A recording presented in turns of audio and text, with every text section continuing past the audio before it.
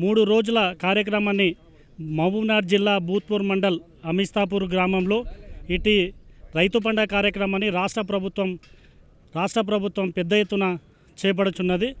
రేపు సీఎం గారి కార్యక్రమము ఉంటుంది. సీఎం గారు ఎలక్షన్లో ఇచ్చిన హామీలు ఏవి ఉన్నవి, రైతుల రుణమాఫీ విషయం వచ్చేస్తే, ఉచిత బస్సు ప్రయాణం వచ్చేస్తే, ఇవన్నీ కూడా ఇచ్చిన 6 గ్యారెంటీలు కూడా తూచా తప్పకుండా రేవంత్ రెడ్డి గారు ప్రజాపాలన కార్యక్రమంతో రాష్ట్ర ప్రభుత్వం తరఫున అన్ని హామీలు అమలు చేయబోతున్నాడు.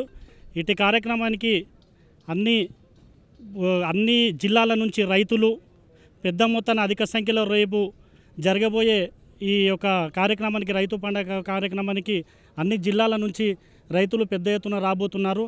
ఇక్కడ కూడా అమిస్తాపూర్లో ఇక్కడ స్టాల్స్ అరేంజ్ చేయడం జరిగింది.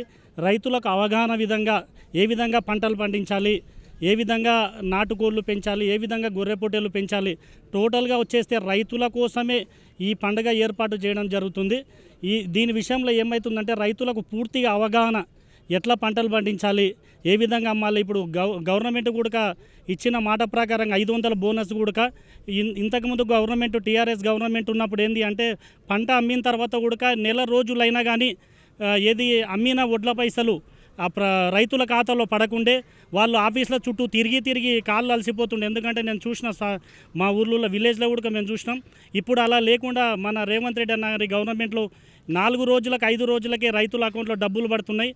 మరి బోనస్ కూడా వీటితో పాటు బోనస్ కూడా జమ అవుతుంది. ఇది పెద్ద ఎత్తున వ్యక్తపరుస్తున్నాము. ఎందుకంటే రైతులు చాలా సంతోషంగా ఉన్నారు.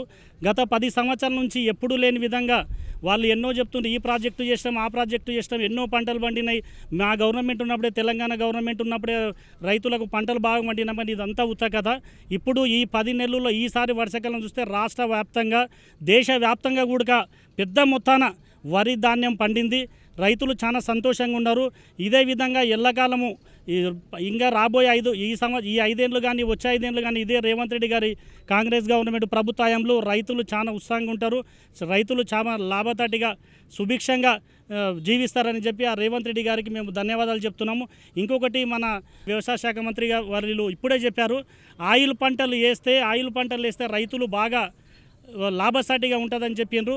దాన్ని తూచా తప్పకుండా రైతులు మొత్తం పాటే ఇటువంటి ఆయిల్ పంటలకు కాంగ్రెస్ గవర్నమెంట్ పెద్ద మొత్తాన ప్రోత్సహిస్తుంది. కాబట్టి రైతులు ఆయిల్ పంటలు వేయగలరని కోరుచున్నాము.